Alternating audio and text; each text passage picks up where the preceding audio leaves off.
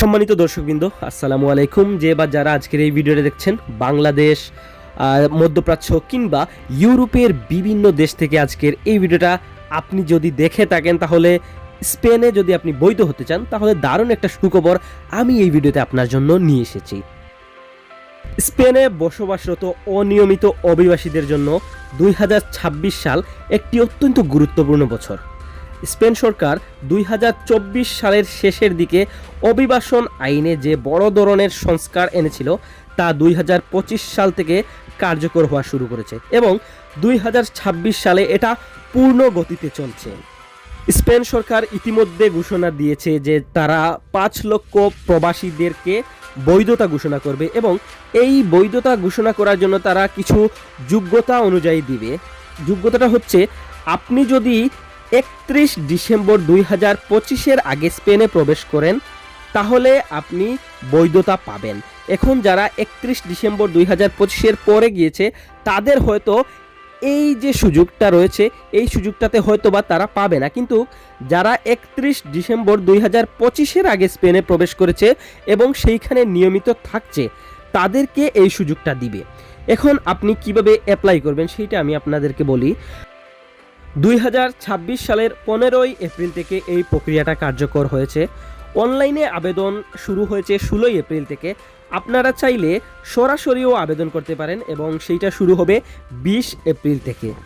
আবেদনের last date হচ্ছে 30 June. আপনারা চাইলে 30 জুন পর্যন্ত এটা আবেদন করতে পারেন। তবে আমার মনে হয় আপনারা যদি প্রথম দিকে আবেদন করেন, তাহলে আপনাদের ফাইলগুলো উপরের দিকে থাকবে, আর যদি আপনারা লেট করেন, তাহলে অবশ্যই আপনাদের ফাইলগুলো নিচের দিকে যেতে পারে এবং আপনাদের হয়তোবা চান্স খুব কম থাকবে, কারণ অনেক প্রবাসীরা, অভিবাসন প্রত্যাশীরা এখানে আবেদন করবে। সেই জন্য আমি বলছি যে আপনারা যত দ্রুত পারেন সবচাইতে আগে এই কাজটা করে নেন। এখন যারা স্পেনে যেতে চান, বা স্পেনে যেতে কত টাকা লাগবে বা কিভাবে যাব, কোন এজেন্সি থেকে যাব, আমি আপনাদেরকে এজেন্সি বলতে পারবো না, কারণ আমার কোনো এজেন্সির সাথে সেই রকম কোনো কথাবার্তা বা যোগাযোগ নেই।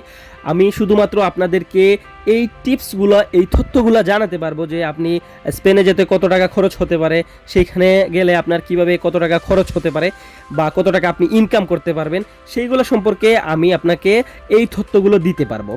আপনি স্পেনে যদি যান, তাহলে আপনার মিনিমাম খরচ হবে 10 থেকে 15 লক্ষ টাকা। মিনিমাম আমি বলছি 10 থেকে 15 লক্ষ টাকা আপনি স্পেনে যেতে খরচ হবে, তাও বৈধভাবে। আমি অবৈধভাবে বলছি না, যারা লিবিয়া হয়ে যায় বা অন্যান্য মরক্কো হয়ে যায়, আমি সেইগুলো বলছি না। আমি বৈধভাবে বলছি, আপনার 10 থেকে 15 লক্ষ টাকা খরচ হবে। স্পেনে আপনি যদি যান, তাহলে আপনি কত টাকা ইনকাম করতে পারবেন মান্থলি। আপনি যেহেতু আপনি বৈধ রয়েছেন, বৈধ এবং অবৈধর একটা হিসাব রয়েছে এইখানে। আচ্ছা, প্রথমে আমি আপনাকে বৈধ হিসাবটা বলি।